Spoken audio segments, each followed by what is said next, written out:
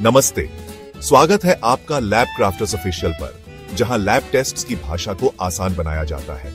आज हम बात करेंगे गर्भधारण और हार्मोन्स की महत्वपूर्ण भूमिका पर। इस वीडियो में हम फर्टिलिटी हार्मोन प्रोफाइल को समझेंगे और जानेंगे कि कौन से हार्मोन गर्भधारण को प्रभावित करते हैं। तो चलिए शुरू करते हैं इस जानकारी से भरपूर सफर पर।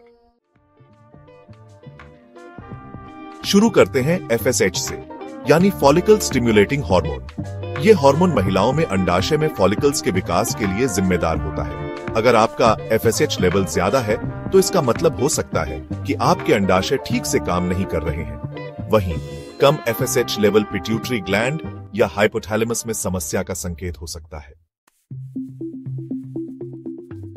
अब बात करते हैं LH की, यानी ल्यूटिनाइजिंग हार्मोन। जब FSH अंडे को परिपक्व कर देता है तो LH का स्तर अचानक इंक्रीज हो जाता है, जिससे अंडाशय से अंडा निकलता है। अगर आपका LH लेवल बहुत ज्यादा है तो यह पॉलिसिस्टिक ओवरी सिंड्रोम PCOS का संकेत हो सकता है। वहीं कम LH लेवल इस बात का संकेत हो सकता है कि आपका शरीर ओव्यूलेट नहीं कर रहा है। एस्ट्राडियोल महिलाओं में पाया जाने वाला प्रमुख एस्ट्रोजन हार्मोन है। यह अंडाशय में बनता है और महिलाओं में यौन विकास, मासिक धर्म चक्र और प्रजनन क्षमता में महत्वपूर्ण भूमिका निभाता है। अगर आपके शरीर में एस्ट्राडियोल का स्तर बहुत ज्यादा है तो इसके कई कारण हो सकते हैं, जैसे कि अंडाशय में ट्यूमर या PCOS। वहीं कम एस्ट्राडियोल का स्तर मेनोपॉज या अंडाशय की समस्या का संकेत हो सकता है। अब बात करते हैं प्रोजेस्टेरोन की। यह हार्मोन ओव्यूलेशन के बाद अंडाशय में बनता है और गर्भाशय की परत को निषेचित अंडे के आरोपण के लिए तैयार करता है। अगर प्रोजेस्टेरोन लेवल कम है तो इसका मतलब हो सकता है कि आपको ओव्यूलेट करने में दिक्कत हो रही है या फिर निषेचित अंडे का आरोपण ठीक से नहीं हो पा रहा है। प्रोलैक्टिन एक ऐसा हार्मोन है जो मुख्य रूप से स्तन ग्रंथियों से दूध उत्पादन को प्रेरित करता है। अगर आपका प्रोलैक्टिन लेवल ज्यादा है और आप गर्भवती नहीं हैं या स्तनपान नहीं करा रही हैं, तो यह पिट्यूटरी ग्लैंड में ट्यूमर, प्रोलैक्टिनोमा या हाइपोथायरॉयडिज्म का संकेत हो सकता है। MH यानी एंटीम्यूलरियन हार्मोन अंडाशय में मौजूद छोटे अपरिपक्व फॉलिकल्स द्वारा निर्मित होता है।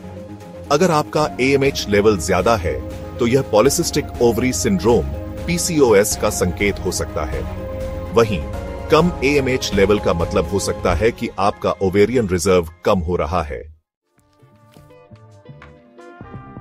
थायराइड ग्रंथि हमारे शरीर में मौजूद एक छोटी ग्रंथि है जो थायराइड हार्मोन का उत्पादन करती है। अगर आपका TSH लेवल ज्यादा है तो यह हाइपोथायरॉयडिज्म का संकेत हो सकता है, जिससे अनियमित पीरियड्स और गर्भधारण में कठिनाई हो सकती है। वहीं कम TSH लेवल हाइपरथायरॉयडिज्म का संकेत हो सकता है।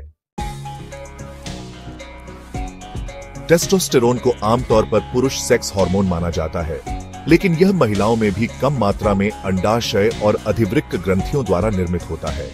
अगर महिलाओं में टेस्टोस्टेरोन का स्तर बहुत ज्यादा हो जाए तो यह अनियमित पीरियड्स, अत्यधिक बाल उगना और मुहासे जैसे लक्षण पैदा कर सकता है।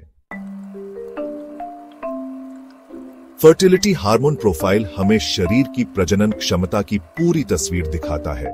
हर टेस्ट को मरीज की क्लिनिकल हिस्ट्री और लक्षणों के साथ जोड़कर ही सही डायग्नोसिस किया जा सकता है। अगर ये वीडियो जानकारी पूर्ण लगा हो, इसे लाइक करें, चैनल को सब्सक्राइब करें और नीचे कमेंट करें कि आप अगला कौन सा टेस्ट समझना चाहेंगे। धन्यवाद आपका लैब क्राफ्टर्स ऑफिशियल पर, जहां लैब्स को समझना होता है आसान।